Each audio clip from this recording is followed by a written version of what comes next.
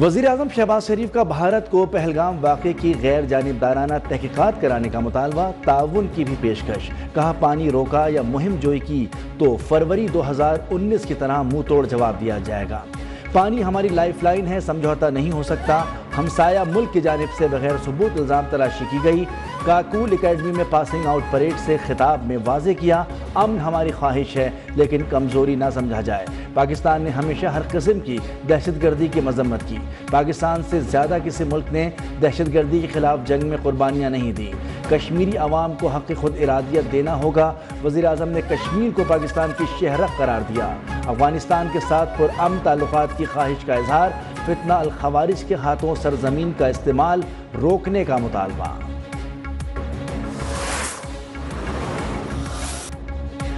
دو قومی نظریے پر مودی نواز بھارتی میڈیا کا مضحکہ خیز پروپیگنڈا۔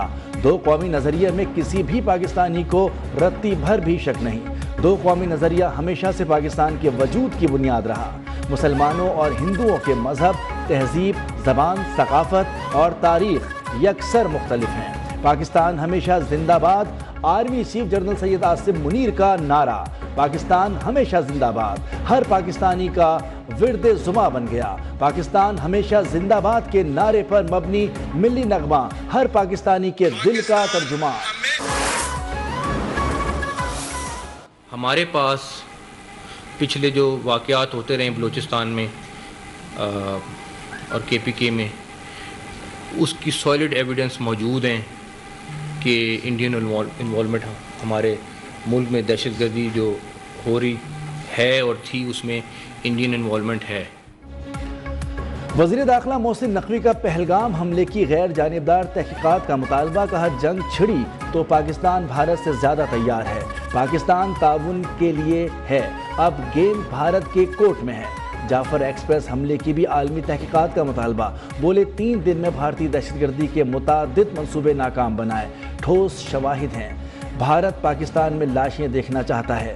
بلوچستان اور کے پی میں دہشت گردی واقعات میں بھارت ملوث ہے، خبردار کیا۔ بھارت نے کچھ کیا تو ہر پاکستانی لڑنے کے لیے تیار ہے۔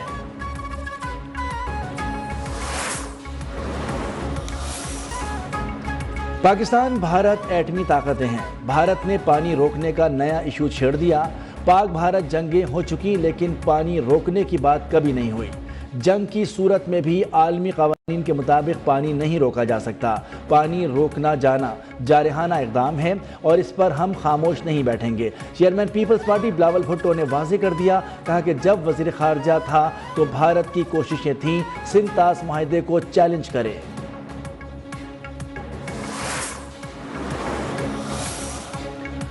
ایران کی پاکستان اور بھارت کے درمیان کشیدگی کم کرنے کے لیے ثالثی کی پیشکش۔ ایرانی وزیر خارجہ عباس عراقچی نے کہا دونوں ممالک ایران کے ساتھ ثقافتی اور تہذیبی رشتوں میں جڑے ہیں۔ مشکل وقت میں پاکستان اور بھارت کے درمیان انفہام و تفہیم کے لیے ہر ممکن کوششیں کے لیے تیار ہیں۔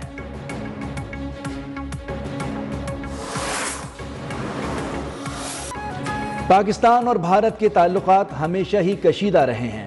دونوں ممالک کے رہنماؤں کو جانتا ہوں، دونوں ممالک خود ہی کسی نہ کسی طرح اپنے تعلقات دیکھ لیں گے۔ امریکی صدر ڈونلڈ ٹرمپ کی میڈیا سے گفتگو۔ صدر ٹرمپ کا پاک بھارت رہنماؤں سے رابطہ کرنے کے سوال کا جواب دینے سے گریز۔ امریکی صدر نے کشمیر تنازع کو 1500 سال پرانا قرار دے دیا۔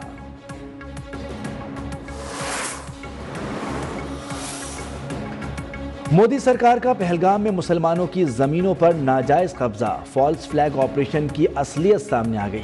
سرکاری انتظامیہ کی سرپرستی میں مسلمانوں کی زمینوں پر قبضہ، انسدادی تجاوزات مہم کے نام پر مسلمانوں کی دکانوں اور مکانات کو بھی مسمار کیا جا رہا ہے۔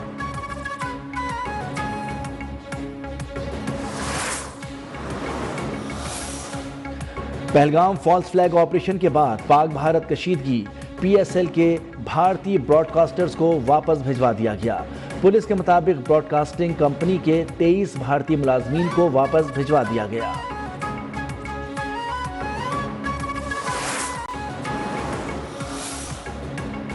دریائے جہلم میں بھارتی آبی جارحیت۔ بھارت پاکستان کا پانی بند کرنے کے خواب سے جاگ گیا، بھارت نے گھبراہٹ میں دریائے جہلم پر پانی چھوڑ دیا، دریائے جہلم میں اونچے درجے کا سیلاب، دریا کے کناروں سے دور رہنے کا الرٹ جاری۔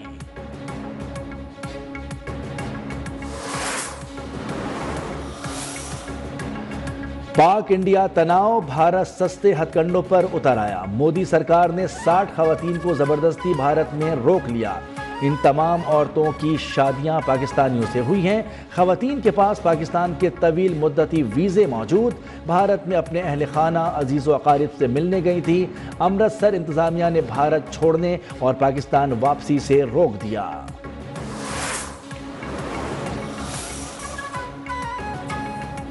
ہم نے جنگ کی تیاریاں شروع کر دی، ریلوے اسٹیشنز پر پاک فوج کے لیے ڈیسک قائم کر دیے، آپ ہمارا پانی بند کریں گے، ہم آپ کی سانسیں بند کر دیں گے، پانی بند کیا گیا تو بھارت پھر جنگ کے لیے تیار ہو جائے۔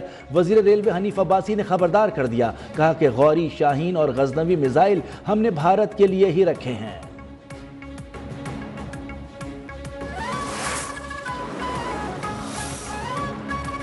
پاکستان کی پہلی صوبائی ایئر لائن ایئر پنجاب کی منظوری، وزیر اعلیٰ پنجاب مریم نواز نے ایئر لائن کی منظوری دی، ایئر پنجاب کو ملک کی بہترین ایئر لائن بنانے کے لیے انتظامات کی ہدایت، ایئر لائن کے لیے فوری 4 طیارے لیز پر لیے جائیں گے۔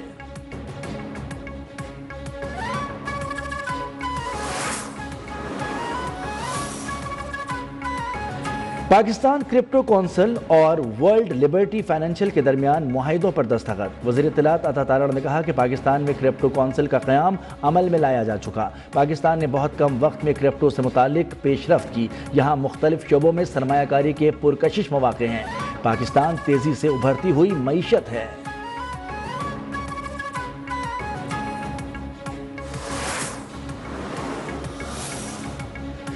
پاکستانی فوج بھارت کو منہ توڑ جواب دینے کی صلاحیت رکھتی ہے، پاکستان نے ہمیشہ دہشت گردی کے خلاف جنگ لڑی، قوم، ریاستی ادارے پاک فوج کے ساتھ ہیں۔ گورنر کے پی فیصل کریم کنڈی نے کہا کہ افغانستان کے پیچھے بھارت کا ہاتھ ہے، شازیہ مری بولی، بھارت نے اپنی کمزوریاں چھپانے کے لیے پاکستان پر الزام لگایا، مودی سرکار کم عقلی کا مظاہرہ کر رہی ہے۔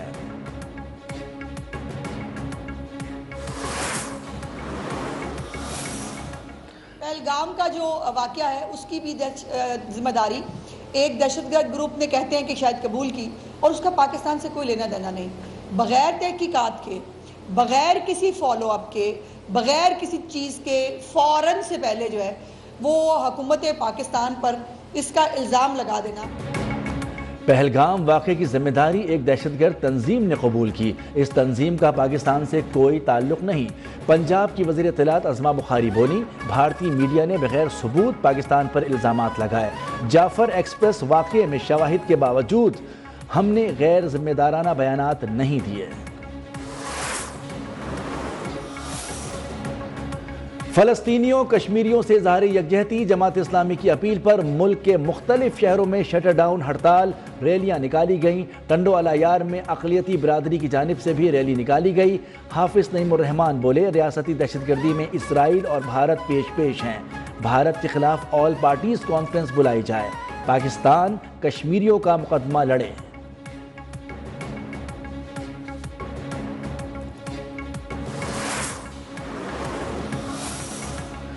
لاہور میں سرکاری علاج گاہیں ٹھیکے پر دینے کے خلاف طبی عملے کا احتجاج، گرینڈ ہیلتھ الائنس کا دھرنا 20ویں روز بھی جاری، مظاہرین کے مال روڈ چیرنگ کراس پر ڈیرے، سرکاری اسپتالوں میں او پی ڈی سروسز بھی 8 روز سے معطل۔